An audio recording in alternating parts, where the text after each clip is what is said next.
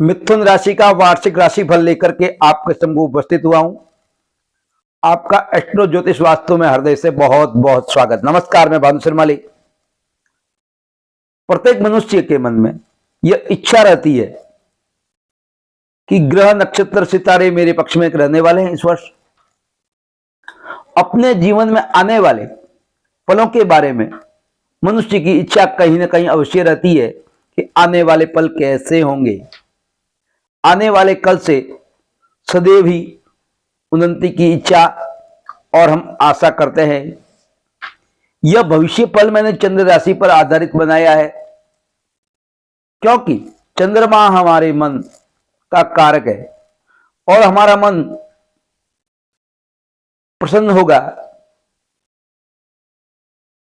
आनंदित होगा, जोश वाला होगा तो हम कार्य भी अवश्य जोश से करेंगे।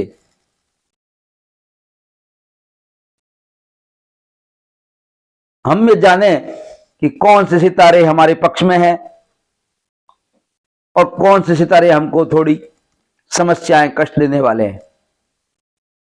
जो हमने अतीत में कार्य किए उनको छोड़ते हुए वह स्वतः ही छूट ही जाते हैं। भविष्य में हमेशा आज पर आधारित रहता है। जो हम आज बोएंगे वह कल उत्पन्न होगा। आज से ही कल बनने वाला है। जो भी आज कर रहे हैं वह कल भविष्य के रूप में आ जाएगा। आप भविष्य फल किस प्रकार से देखते हैं? जन्म कुंडली और आपके जन्म राशि कुछ और होती है। जन्म कुंडली में कुछ और राशि आ रही है और प्रचलन में आपका नाम कुछ और है, डॉक्यूमेंट में कुछ और है, लोग बुला रहे हैं कुछ और। तो कौन सी राशि को हम माने? दो राशियां हो गई। और यह प्रश्न आपकी ओर से बार बार आता है कि मेरी दो राशियां हैं। तो आप यात्रा कर रहे हैं, आप व्यापार कर रहे हैं, या ग्रह गोचर पूछे, दिनमान पूछ रहे हैं, तब तो आप जो पढ़ते हैं पत्रिका में या सुनते हैं तो वह आपके नाम राशि का प्रभाव होगा। जो प्रचलन में नाम है और वह नाम सिद्ध हो गया, क्योंकि वह नाम प्रचलन में है, वह नाम बार बार बोला जाता है, तो वह नाम जागृत हो गया, सिद्ध हो गया। आपने कभी ख्याल किया हो, जब हम कहीं दर्शनीय स्थान पे जाते हैं, जिस किसी भगवान के मंदिर में जाते हैं, तो उस भगवान का बार बार बार बार नाम उच्चारण करते हैं। जैसे कि अब उज्जैन गए तो वहां पर बार बार सभी द्वारा एक ही बोला जाता है, जय महाकाल, जय महाकाल, जय महाकाल। तो यह नाम उच्चारण बार बार, ये मंत्र बार बार उच्चारण होता है, तो यह जागृत और सिद्ध हो जाता है। एक प्रकार से जागृत और शब्द में पावर आ जाता है। हमारे यहां पर देवी का मंदिर है, राजा जी श्री भगवती मां लटियाल का। तो यहां पर जय श्री मां लटियाल, जय श्री मां लटियाल, जय श्री मां लटियाल, इस प्रकार से उच्चारण किया जाता है लाखों बार, करोड़ों बार। तो यह मंत्र जागृत हो जाता है, पॉजिटिविटी देने शुरू कर देता है। अब हनुमान जी के मंदिर में गए, वहां जय सिया राम, जय सिया राम, जय सिया राम, तो इस प्रकार से नाम जागृत हो जाए। तो आपका जो नाम का प्रचलन है, डॉक्यूमेंट में है, विशेष कार्यों में है, आपको बुलाया जाता है, तो वह नाम जागृत हो गया। 10 व्यक्तियों के बीच में आप सो रहे हैं और आपके नाम से बुलाया जाता है, तो आपका नाम वह जागृत हो गया, वह नाम असर करना शुरू कर देता है। अब जन्म कुंडली के नाम से अगर आपको बुलाए तो उससे आप उठो ही नहीं, तो वह नाम, आप गृह प्रवेश या कोई विशेष कार्य कर रहे हैं तो वह नाम विवाह के लिए, इन सब बातों के लिए आपकी जन्म कुंडली का नाम कार्य करेगा। और जन्म कुंडली और प्रचलित नाम दो हो गए। तो अब भविष्य फल देखना है, तो सटीक भविष्य फल देखने के लिए आपकी जन्म कुंडली और आपका प्रचलित नाम दोनों के द्वारा देखने पर सटीक भविष्यवाणी की जा सकती है।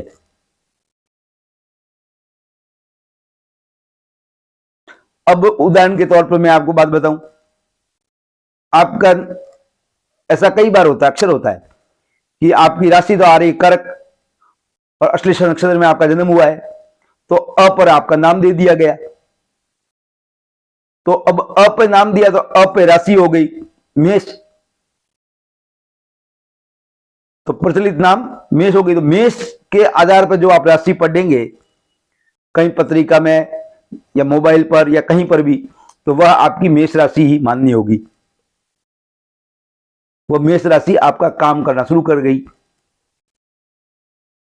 और भविष्य के लिए हमें जब कुछ इशारा मिल जाता है तो हम उसकी रोकथाम भी कर सकते हैं। जैसे कि बारिश होने वाली है, बादल छाए हुए हैं, आप छाता लेकर चलते हैं तो कुछ रोकथाम की जा सकती है। जो हम आज मिथुन राशि वालों के लिए चर्चा करेंगे विशेष बातों के लिए, कौन कौन सी? जॉब, बिजनेस एंड मनी की, फैमिली एंड सोशल लाइफ की, मैरिज एंड लव रिलेशनशिप की, हेल्थ की, एजुकेशन और करियर की, ट्रेवल एंड ट्रांसफर की। तो इन सब बातें के आप उत्साह से कोई कार्य करते हैं तो आपका कार्य अगर संकल्प लेकर करते हैं तो नो डाउट वह सिद्ध हो जाता है। मैं एक उदाहरण के तौर पे बताऊं आपको, आपकी हस्तरेखाएं हैं जो बनी हुई है रेखाएं, वह एक एक्चुअल में तो सलवटें हैं, रेखाएं बन गई, अपन काम करते हैं तो वो सलवटें बन जाती है। लेकिन अगर आपने दृढ़ संकल्प के साथ कोई बिजनेस का कार्य शुरू किया और पूर्णता से उसको आपने शुरुआत हो गई और सुव्यवस्थित चलना शुरू हो गया और आपका दृढ़ संकल्प तय है, तो आपकी बुध की रेखा बननी शुरू हो जाएगी। बुध व्यापार के लिए, बिजनेस के लिए यह रेखा आपको नजर आएगी। और जो हम कार्य करते हैं, जो भी हम कार्य करते हैं, तो प्रकृति हमारे साथ पूर्ण सहयोग करती है। आप आलस्य करेंगे तो भी प्रकृति आपको आलस्य में सहयोग करेगी। आप उत्साह से कार्य करेंगे तो उस कार्य के साथ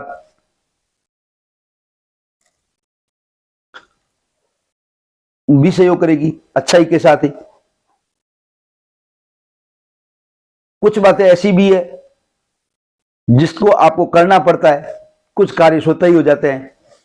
जैसे अमीर बनने के लिए तो आपको परिश्रम करना पड़ेगा, लेकिन गरीब के लिए आपको परिश्रम करने की आवश्यकता नहीं, वह तो आप स्वतः ही हो ही जाएंगे। अब मिथुन राशि वालों की बात करूं तो मिथुन राशि वालों के जन्म के अक्षर आते हैं क, की, कु, ग, ड, छ, के, को, अह। यह मिथुन राशि है। यह आपकी जन्म राशि इस नाम पर है, यह मिथुन लग्न है, तो यह आपके लिए राशि उपयोगी है। अब ग्रह गोचर की स्थिति की बात करूं, साल की शुरुआत में ही आपके पंचम भाव में केतु विराजमान है। वहीं पत्नी भाव, व्यापारिक बिजनेस क्षेत्र की बात चर्चा करते हैं अपन, जिस बात से देखा जाता है, जिस भाव से, वहां पर सूर्य और बुध देव, बुध आदित्य योग बना करके बैठे हैं। अष्टम भाव में शुक्र देव और शनिदेव विराजमान है। अष्टम भाव में शुक्र देव और शनिदेव विराजमान है। शनिदेव स्वगृही है। शनि या अष्टम भाव आयुष के कारक होते हैं। वहीं पैर की संबंधित कुछ दिक्कतें उत्पन्न करते हैं। शनि की, यहां पर बैठे हुए शनि की तृतीय दृष्टि आपके दशम भाव पर होने से कार्य में रुकावटें, बाधाएं, गति धीमी होना, यह सब कार्य शनिदेव करवाते हैं। लेकिन एक बात और है, आपके शनि महाराज 17 जनवरी को 2023 को कुछ दिन के लिए ही है। तो उसके बाद 17 जनवरी 2023 को आपके भाग्य स्थान में आने से बाधाएं दूर हो जाएगी व्यापारिक क्षेत्र की। वहीं अभी जहां बैठे हैं अष्टम भाव में, तो शनि यहां से पैतृक संपत्ति दिलवाने में कार्य करते हैं, या संपत्ति में कोई विवाद है या परिवार में कोई विवाद है तो वह विवाद आपको हल होता हुआ नजर आएगा। और दशम दृष्टि आपके पंचम भाव पर होने से जो आप शिक्षा ग्रहण कर रहे थे या संतान से संबंधित था या संतान शिक्षा ग्रहण कर रही थी, वहां जो दिक्कतें आ रही थी वह 17 जनवरी के बाद में समाप्त होती नजर आ रही है। आपके कार्य बनने शुरू हो जाएंगे। भाग्य स्थान में शनि का आना भाग्य की वृद्धि करना है। शनि जहां बैठते हैं वहां वृद्धि करते हैं, धर्म की वृद्धि करेंगे, धार्मिक कार्यों में आप सम्मिलित होंगे, वहां आनंद लेंगे। तो यहां पर बैठे हुए शनिदेव भाग्य स्थान से लाभ स्थान को यहां से 30 दृष्टि से देखेंगे। इस जगह से आपके आय के नए नए साधन तैयार होंगे। आप अन्य स्रोतों से आय आनी शुरू हो जाएगी। 4-5 स्रोत तैयार हो जाएंगे आपके। और एक खास बात, अगर आप आलस्य त्याग देते हैं तो आप भाग्य की जबरदस्त वृद्धि होती हुई देखेंगे, क्योंकि शनिदेव आपके भाग्य स्थान में बैठकर सप्तम दृष्टि आपके मेहनत पराक्रम छोटे भाई बहनों पर पड़ रही है, तो उससे आपको अच्छे फल प्राप्त होंगे। आप बड़े प्लान के बारे में सोच विचार रहे हैं तो शनि देव की दृष्टि से आपको जो धन की पैसों की जरूरत पड़ेगी वह व्यवस्था आपके न्यायाधीश शनिदेव करवा देंगे। अब देवगुरु बृहस्पति इस वर्ष किस प्रकार से परिणाम दे रहे हैं? देवगुरु बृहस्पति अभी दशम भाव में स्वगृही स्वयं अपने घर के मालिक होकर के विराजमान है। दशम भाव से हम व्यापार का, पिता का, धंधे का विचार करते हैं, कर्म का। तो यहां शुभ ग्रह बैठे हुए आपके बिजनेस को नई ऊंचाइयां प्राप्त होगी। जब अप्रैल में देवगुरु बृहस्पति गोचर करके आपके लाभ स्थान यानी एकादश भाव में विराजमान होंगे तो आपके आय में वृद्धि करेंगे। साथ ही आपके बड़े भाई बहनों मित्रों के साथ मिलेगा और सहयोग भी मिलेगा, और वह सहयोग, लाभ, आशीर्वाद वह आपके भविष्य के लिए बड़ा ही लाभकारी साबित होगा। एकादश भाव में देवगुरु बृहस्पति विराजमान होने से उनकी पंचम दृष्टि आपके पराक्रम मेहनत पर हो रही है, न्यायाधीश शनिदेव की और इनकी। तो वहां से आपको अच्छे रिजल्ट प्राप्त होंगे। जो भी आप मेहनत करते हैं उनका पूर्ण परिणाम प्राप्त होगा। सप्तम दृष्टि, देवगुरु बृहस्पति की सप्तम दृष्टि आपके पंचम भाव पर होने से जो आप शिक्षा अर्जित कर रहे हैं, स्टूडेंट हैं, तो वहां से आपको सफलताएं प्राप्त होगी। अगर आपकी संतान शिक्षा प्राप्त कर रही है या जॉब की तलाश में, नौकरी की तलाश में है, तो आप संतान की ओर से शुभ समाचार अप्रैल के बाद में आपको सुनाई देंगे। यह वर्ष आपके लिए बहुत ही श्रेष्ठ है। वहीं जो विवाहित हैं और संतान प्राप्ति की इच्छा रख रहे हैं, चिंतित है संतान के लिए, तो वह संतान प्राप्ति के लिए शुभ समाचार भी आपको देवगुरु बृहस्पति आशीर्वाद बनाए हुए पंचम भाव पर। फिर नवम दृष्टि सप्तम भाव पर होने से आपकी जो साझेदारी है, पार्टनर है, वो आपका पूर्णता से सहयोग करेंगे और आप दोनों अच्छा लाभ प्राप्त कर लेंगे। वहीं अगर आप दाम्पत्य जीवन में बंधे हुए हैं तो पत्नी आपका पूर्ण सहयोग करेगी, आपकी छाया की तरह आपके साथ चलने वाली बनेगी। आप अगर अविवाहित हैं तो यहां देवगुरु बृहस्पति का आशीर्वाद बना हुआ है, आप दाम्पत्य जीवन में बंध जाएंगे। अड़चनें आ रही थी विवाह के लिए, वह अड़चनें अब दूर होगी। और राहु और केतु, आपके राहु अब लाभ स्थान में और केतु आपके पंचम स्थान में, तो जो केतु महाराज हैं वो कुछ शिक्षा में आपकी अड़चन दे सकते हैं, संतान प्राप्ति में अड़चन दे सकते हैं। वह देवगुरु बृहस्पति के कारण से अब आपके अप्रैल माह के बाद में वह समस्या सॉल्व हो जाएगी। पंचम स्थान में राहु, लाभ स्थान में राहु होने से आपके अचानक जो लाभ प्राप्त होते हैं वह लाभ राहु करवाता है। अचानक से कहीं बड़ा लाभ हो रहा है। और अक्टूबर माह में राहु और केतु गोचर करके, केतु आपके सुख भाव में और राहु आपके दशम भाव में गोचर करना शुरू कर देगा। यह 18 महीने का समय रहेगा। 10 अक्टूबर के बाद में, अक्टूबर 2023 के बाद में 18 माह तक यहीं पर राहु देव विराजमान रहेंगे। तो राहु यहां पर 18 महीना रहने से आपको यश और कीर्ति दिलाने वाले साबित होंगे। राहु दशम भाव में होने से आपको यश खूब मिलता है, कार्य कुछ अन्य करते हैं, यश आप प्राप्त कर लेते हैं। आपको व्यापार में नई नई ऊंचाइयां प्राप्त होगी। भविष्य में आपके लिए अच्छा राहु रिजल्ट देंगे। अब संकल्प आपको लेना है। नो डाउट आप अगले वर्ष में आप कुछ और होंगे, बहुत ऊंचाइयां प्राप्त करेंगे। मैं आपसे ये वादा करता हूं। आपके ग्रह नक्षत्र अच्छी स्थिति में है, मन से कार्य में लग जाएं। और आपके लिए मैंने उपाय के तौर पर बताऊंगा। आपके विचारों का, व्यक्तित्व का, आपकी सोच का, आपकी राशि का स्वामी बुधदेव है।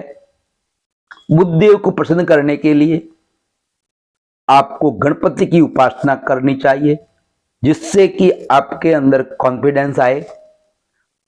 साथ ही आपको पशु आहार के रूप में चाहे मूंग के दाल का चूरी हो, चाहे आप हरी सब्जियां हैं, वह बुधवार को पशुओं को खिलानी चाहिए, गौ माता को सबसे श्रेष्ठ तो। और इसके अलावा मैंने आपके लिए एक लिंक, काफी सारे लिंक लगाए हैं, उसमें से एक लिंक आपके लिए बहुत ही श्रेष्ठ रहेगा। जो मैं आशीर्वाद मंत्र और उन मंत्रों को उच्चारण करके लिंक में लगाया है, वह मंत्र आप नित्य प्रति अपने घर पर, आपकी दुकान पर, प्रतिष्ठान में अवश्य सुनिए, जिससे आपके निर्णय लेने में कुछ अच्छाइयां प्राप्त हो और निर्णय आपके सटीक हो। अब मैं आपसे अनुमति देना चाहूंगा। आपको यह कार्यक्रम अच्छा लगा हो तो दबा करके शेयर करें, इसमें आलस्य ना करें। मैंने पहले ही कह दिया है कि आप आलस्य त्याग दें, आपका भविष्य बड़ा ही सुंदर बनने वाला है। और अब तक आपने सब्सक्राइब नहीं किया, सब्सक्राइब भी कर लेवें। अब आपसे अनुमति लेना चाहूंगा। नमस्कार, आशीर्वाद, प्रसन्न रहें, स्वस्थ रहें, मस्त रहें।